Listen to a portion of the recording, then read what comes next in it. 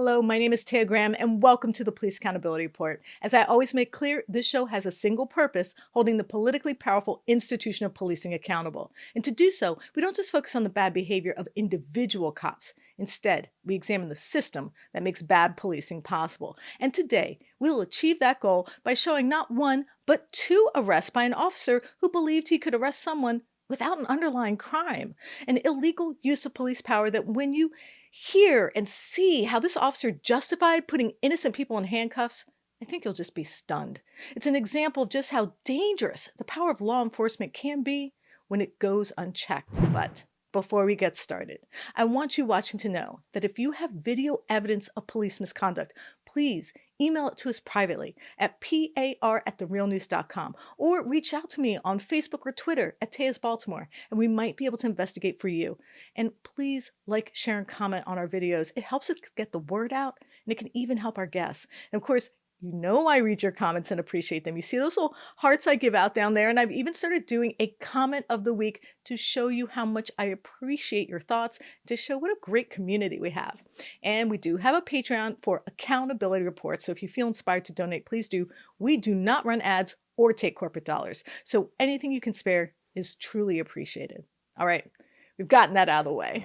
Now, often on this show, we focus on the video of a cop doing something inexplicable, jaw-dropping, or just plain illegal. Overreach through over-policing that needs to be exposed, but sometimes leaves us in the dark as to why it occurs at all. But now, I'm happy to say that we have been able to obtain what could best be described as a video library of bad policing, a rare, and I mean rare, glimpse into how unleashing unfettered police power on a community can be as poisonous as the social ills they purport to solve. The videos themselves are the result of a 32-count indictment of Baltimore Police Sgt. Ethan Newberg. Newberg pleaded guilty to making 9 illegal arrests, which were caught on body camera by the office of our former city state's attorney, Marilyn Mosby. That's why today I'm going to talk you through several videos that depict multiple arrests for simply standing on a sidewalk, talking back to an officer, and yes, allegedly running from him, which incidentally is not a crime, but it's not just the unlawful detainments you will see as we review the evidence. No.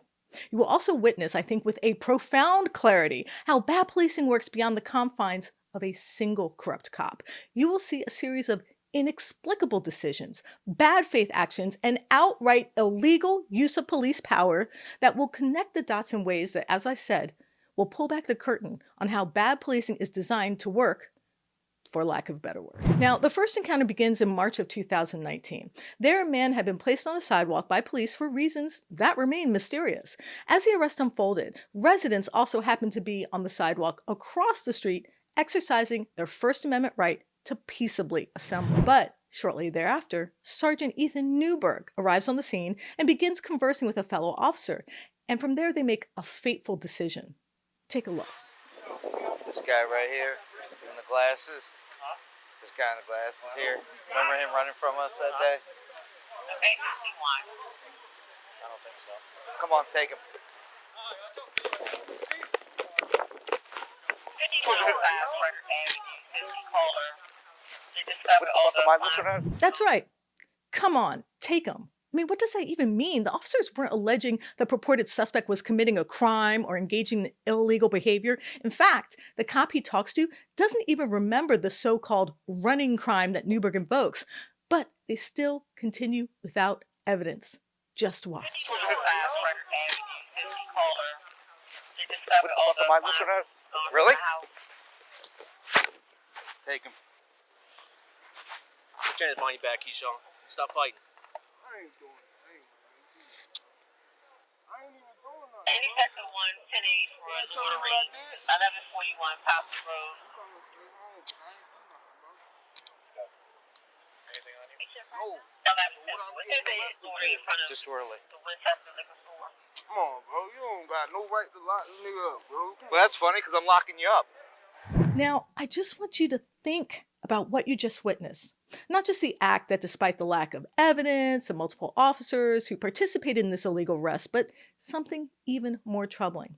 That a government, our government, aided and abetted in the illegal caging of a human being, that this group of officers, at the behest of a democratically elected government, used the powers conferred upon them to illegally take a man's freedom. Just look. Nigga don't got nothing, bro. You just trying to, just chilling, bro. You got anything down here, Keyshawn? Oh, bro, I don't got nothing, bro. I don't know why I'm getting arrested, bro. Like, come on, bro. I ain't do nothing to this man, Face bro. me. Face me. Nigga, I ain't do nothing to this man, bro. Hey, you want to run him in? How you doing? What the fuck, bro? To the car. To your left. Oh, yeah. Where's your car at? You know me, bud. You know better than that. You got to show off? What happened? Now remember, because this man that only Newberg recognized as a runner was never ID'd, there is no confirmation that this is the same man. And again, simply running when you see a cop isn't a crime. And you may have also noticed that the officers did not find anything illegal on his person. So now, after illegally arresting one man, Newberg continues to threaten others. Just watch. You guys gonna walk? There's plenty of room. Take a walk. Say something. I want you to. Before you make your way down there to And then, of course, Sergeant Newberg lied. And believe it or not, he did something even more troubling. Just look. Can you tell me why I'm getting locked up? I already told you why you're getting locked up. Disorderly, you put my officer's safety in jeopardy. You incited a crowd. You incited a crowd. You better take a walk. I'm going to treat you like a child on the count of 3. And then I'm going to put you in timeout. Hey, yo! Oh, God. Seriously, time out. I'm going to treat you like a child? All of this while he and the other officers laughed, like this whole ordeal was funny, like caging a man and twisting the law to suit their needs was just a lark, a fun story to tell the other officers at the water cooler later. But this is just the beginning of what I promised at the top of the show, because just 1 month later, Newberg and his colleagues were at it again, this time in a different part of the city, but with the exact same MO. Take a look. He is. He's going to bolt. Hey, boss.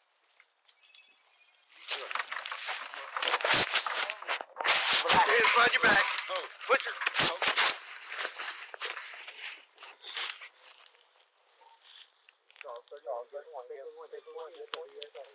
Now notice that Sergeant Newberg does not ask the man to comply or says a single word about why he's doing what he's doing. He doesn't announce or identify himself. Instead, he immediately turns to force as the arrest unfolds, grabbing the man by the shoulders without explanation. But that's just the beginning of how this crime, and it literally was a crime, unfolds. Just look. I'm not going nowhere.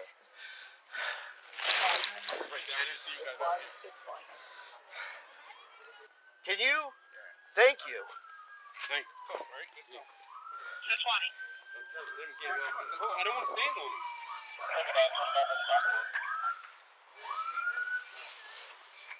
1032 is 2000 block of West Pratt. He's in custody. 1032. Now, at this point, we have a man who at the time has committed no crime that we can see. And Officer Newberg and the other cops who violently took him to the ground seem to have no idea exactly why they stopped him. But that didn't prevent a massive show of force to effectuate the arrest. 1032, 1032. It's a warrant? Is it a warrant? What is it? Negative. Get him ID'd.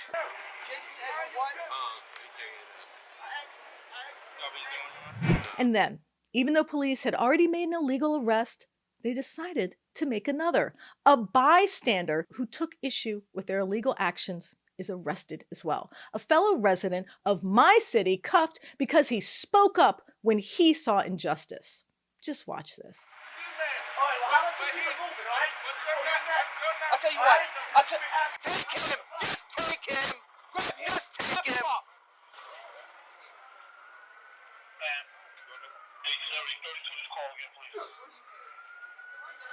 Now, after making not one, but 2 illegal arrests, things get really interesting. That's because when a supervisor comes to the scene, he asks a simple question. Why did you arrest the man who is now forced to sit on the sidewalk? And Newberg's answer is stunning. Just listen. With him? What's that? The Sanso department? No, it was me and Valdez had it. Okay, all right. All right, so y'all good? You okay? He just fought us. All right, so He fought us like he did the last time. we'll get a Carbello, and then we'll clear this up. We'll get Carbello to come do the U of F, if it's one. What's he wanted for? He's the one those last couple of days ran from me, and I saw him in the store.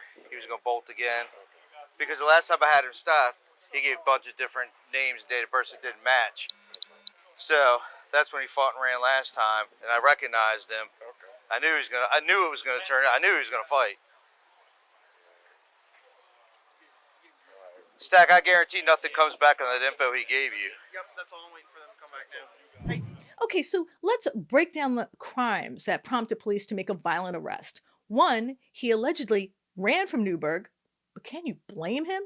And 2, he gave conflicting addresses. And 3, well, there was no 3. But tell me this, what of any of this justifies a violent arrest? And why on earth would you need a dozen cops to put this man in cuffs?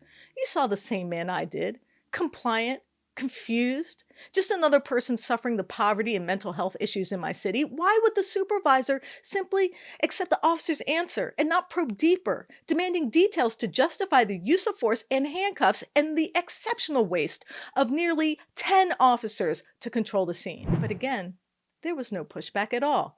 In fact, Officer Newberg decides to light a cigarette and again delight in the suffering of another Baltimore resident. He and the other officers are basically celebrating a useless, violent, and illegal arrest. What do you got, a warrant on you? No, I don't have a warrant. So what is that? What's your deal? Because, dude, I was down there working the corner for the Yeah, people. we're gonna get them. We're gonna take them all back. Yeah, but what about here?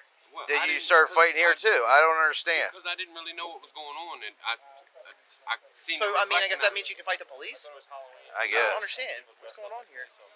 Yeah, uniformed police officers were enough for me. People don't run and carry on like that for no reason. That's what happened last time that we. That's not you. Nice There's try. another name comes up for It's the same thing when he fought me last week when he got away from me. How many times you run from me during all this? Hey, write this down. 3 times? No, So his first name. twice. Twice? You go down to the Hey, condo. I told you he was gonna fight. Y'all want to switch now? All right. I told you. Hey. I tell you he's gonna fight, bro. I told you. He wasn't gonna get away. He wasn't gonna get away. Dude, he wasn't going anywhere. Dude, he was locked up like a vice grip.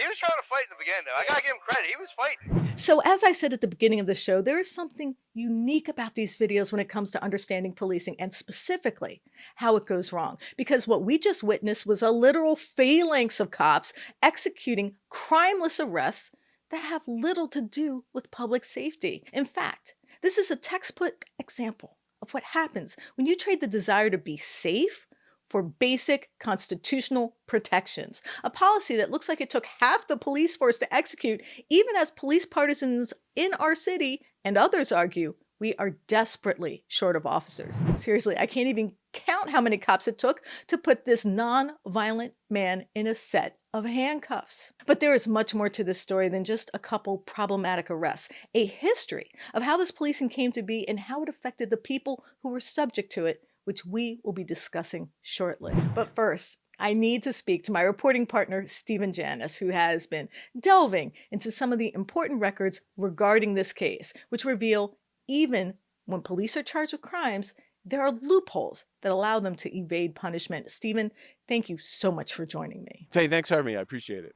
So, Stephen, you've been digging into the payroll records for the Baltimore City Police Department. Tell me what you've uncovered. Well, it's really interesting. You know, Baltimore City has a database of employee salaries that goes back years. So I looked into Ethan Newberg, and he got paid in 2019 after he's indicted. He got paid in 2020 over $100,000 a year. He got paid in 2021 over $100,000 a year. So he's charged with all these crimes, these offensive crimes that we've seen against people of the city, and the city taxpayers were still funding his salary. I can't think of anyone, any of us who had a job who did what he did would actually get paid for it. So yeah, he had 2 So wait a second. While this case was making its way through the legal system, Yeah. he was being paid. Yeah. I mean, it's kind of amazing. It's right there in black and white. I'm showing it on the screen. Roughly $200,000. This guy was making money. And I think what happened is in 2021, he might have retired. A lot of police do that. They get charged with something, they write it out until retirement, and then they take 2/3 of their last salary. So he could conceivably be making $60,000, $70,000 a year in a pension, which cannot be taken back because of criminal charges. So really, he did quite well, thanks and courtesy of the taxpayers that he was arresting. Stephen, as a reporter who's covered policing in cities like Baltimore, what do you make of what you just saw, and how does it jibe with your reporting and your experience? Well, it's funny because I think there we saw the total futility of this idea of just unleashing police on a neighborhood would somehow tamp down crime. Because really, when you kind of leave police to their own devices in this situation, I think they pick the easiest target. And in that sense, I think we saw how they just bully someone, book a stat, put them in the back of the car, and feel like they did some work, which really isn't true. And I think that, in a sense, this, like you said in the script, this was a glimpse into something that people have never seen before. For me, it was like that. Even though I've reported on it and written about tons of bad arrests, for me, it was kind of the first time I've seen how that mentality and the psychology of zero tolerance just makes people do bad policing. But I'm going to throw this one back at you, Taya, because you actually lived in a neighborhood that was under that kind of policing. So why don't you give us some sense of what that was like? Stephen, that's a really interesting question. Let me try to answer it, but I might have to leave my basement and my bookcase. So for once, I'm the one outside. I'm here in my old neighborhood on Biddle Street, just a block down from where I used to live on Mira. And as I would take the bus to work and walk home, I was often stopped by a police officer. I'd be asked to provide ID.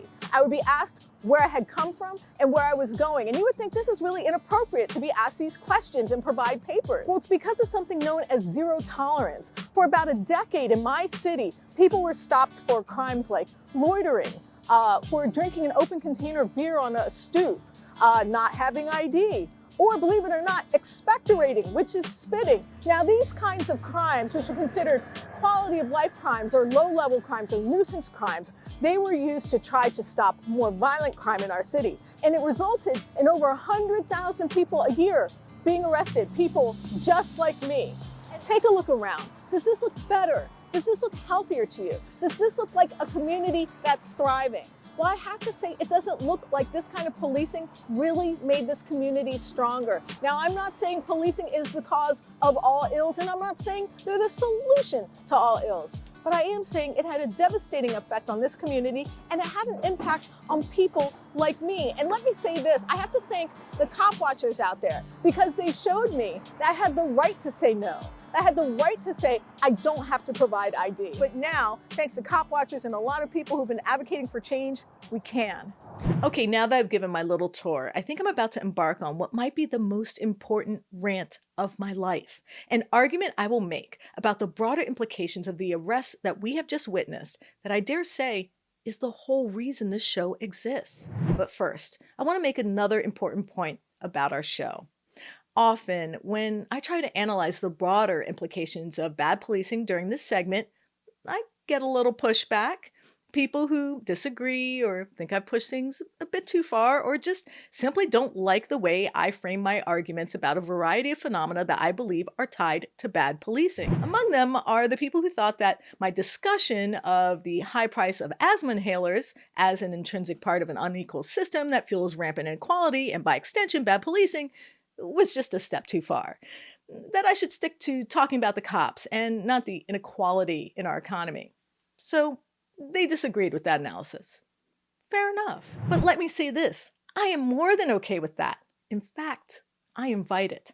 I mean, the whole reason we produce this show is to generate discussion. Better yet, embrace a fulsome debate and thoughtful disagreement on a variety of issues. I read your comments because I want to understand. I need your comments because I want to learn. So even if I disagree with your disagreement with my work, I welcome your thoughts. To me, it's not the sign of some sort of deeper problem that we can't agree on everything. In fact, it makes me feel more assured in my work when you push back and say, hey, Taya, wait a second. Here's another way to think about the issue. It's okay to disagree. It's okay to criticize. All we have to agree on is that we all have the right to respectfully debate and express ourselves. So keep on commenting because I welcome you, even if you disagree with my analysis of the information I present. Okay, I had to get that off my chest before I said this. Now, as you've just witnessed, the indiscriminate arrest powers deployed by the police in the video we just dissected was not the result of some random decision by a couple of cops. It was not, to be clear, the result of a couple overeager officers trying out illegal arrests as some sort of devious sociology experiment. No, it was in fact an intentional government policy based upon the dubious premise that has wreaked havoc on this country for decades. An idea that is so powerful, it is in part responsible for most of the acrimony surrounding the debate over law enforcement that continues to prevent clear-headed thinking about the difficult task of keeping our communities safe. Namely this: more cops mean less crime. More aggressive policing is even better. And when cops don't do their jobs, crime goes up.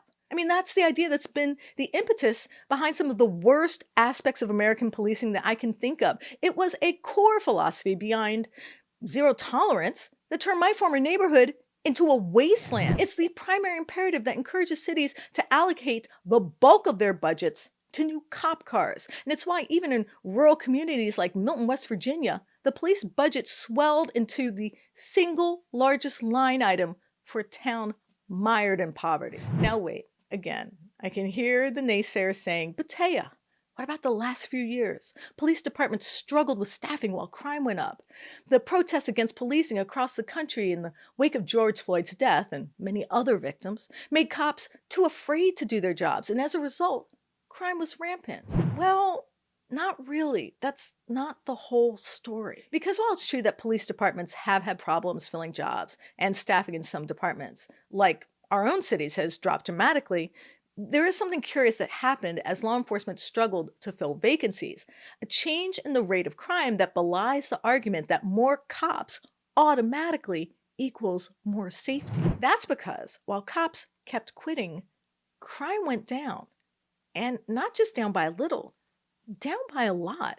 Murder dropped at the fastest rate ever, according to statistics released by the FBI's Uniform Crime Report. Crimes of violence dropped practically in every major city in the country. Now, there are some caveats. For example, in our city, car thefts are way up as cities really take advantage of the lax security of Kias and Hyundais, for example. And the perception that crime is up, which is also important, continues to linger. But again, big picture, crime is actually down across the board, even though there are less police on the street. And as we reported in our last show, Ethan Newberg himself says police are taking the proverbial knee because, according to him, effective cops like himself are being prosecuted for doing their jobs.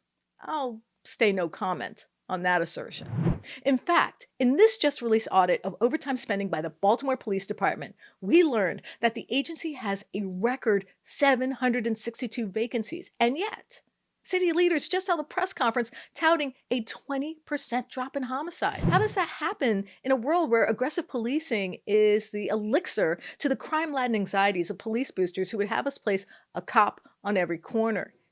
It just doesn't make sense. Which is why I said at the beginning of this rant, this might be one of the most important arguments I've ever made. The reason we have so many videos, so many examples, and so much over-policing is based upon the simple premise that the recent crime stats have made dubious at best. That somehow, someway, crime can only be stopped by throwing more cops and more money and having more law enforcement. And when that's not enough, tell them to book stats, make more arrests, lock up more low-level offenders, lock up more innocent people, and as a result, crime will suddenly disappear. As I said earlier in the show, that attitude has led to some of the most unimaginative public policies in the annals of human history.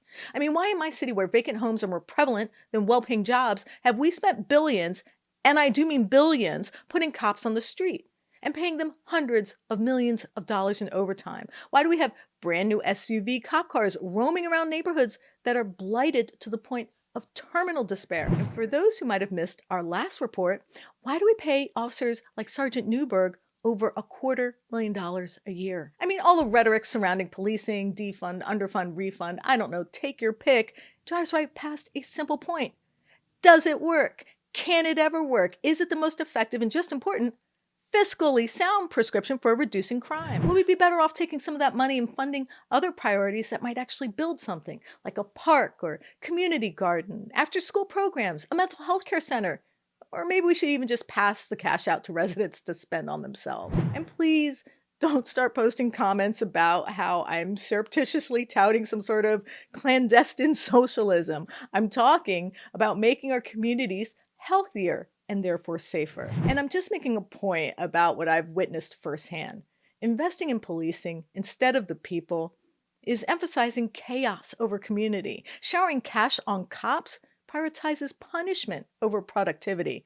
And trying to solve complex social problems by locking them away and throwing away the key puts our minds, our communal creativity, in a cage of our own making. This is why, if I achieve anything through doing this show, I want to dispel the myth that the relationship between crime and cops is as simple as police partisans would want you to believe. That our country's addiction to law enforcement is as pernicious and implausible as a flat earth geolocation system that not only doesn't make sense, but is flat out delusional.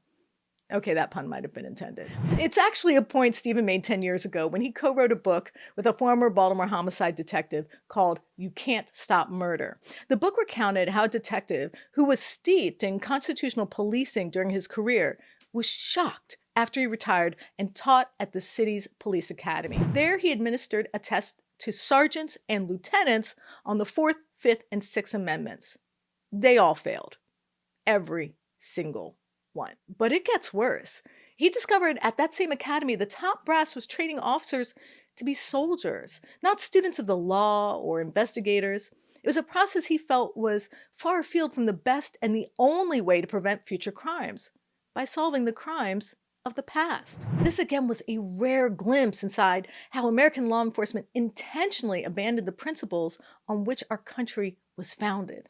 It's a firsthand look at how often the expedient desire for some sort of fix for rampant poverty and communal abandonment was effectuated by cops chasing innocent people, making bogus arrests, and otherwise sowing chaos with cuffs and their capriciousness. Well, as the book pointed out, it won't work, because 2 years after the book was published and its warnings were ignored, Freddie Gray died in police custody.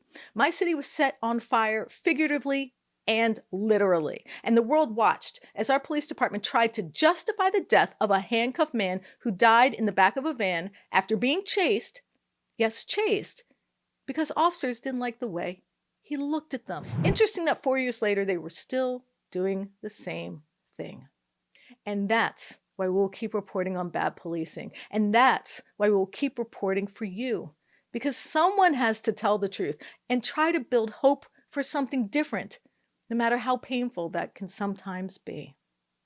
I have to thank intrepid reporter Stephen Janis for his writing, research, and editing on this piece, and for going to my old stomping grounds and interviewing me. Thank you so much, Stephen. Tay, thanks for having me. I appreciate it. And I want to thank mods of the show, Nole D and Lacey R, for their support. Thank you. And a very special thanks to our Accountability Report Patreons. We appreciate you. And I look forward to thanking each and every one of you personally in our next live stream, especially Patreon associate producers Johnny R, David K, Louis P, and Lucida G, and super friends Shane B, Pineapple Girl, Chris R, and Matter of Rights. And I want you watching to know that if you have video evidence of police misconduct or brutality, please share it with us and we might be able to investigate for you. Please reach out to us. You can email us tips privately at par@therealnews.com and share your evidence of police misconduct. You can also message us at Police Accountability Report on Facebook or Instagram, or at Eyes on Police on Twitter. And of course, you can always message me directly at Taya's Baltimore on Twitter or Facebook. And please like and comment. You know I read your comments and appreciate them. And we do have a Patreon link pinned in the comments below, so if you feel inspired to donate, please do. We don't run ads or take corporate dollars, so anything you can spare is truly appreciated. My name is Taya Graham, and I'm your host of the Police Accountability Report. please be safe out there.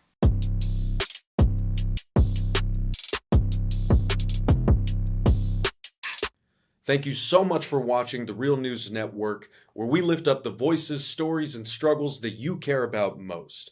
And we need your help to keep doing this work. So please tap your screen now, subscribe, and donate to the Real News Network. Solidarity forever.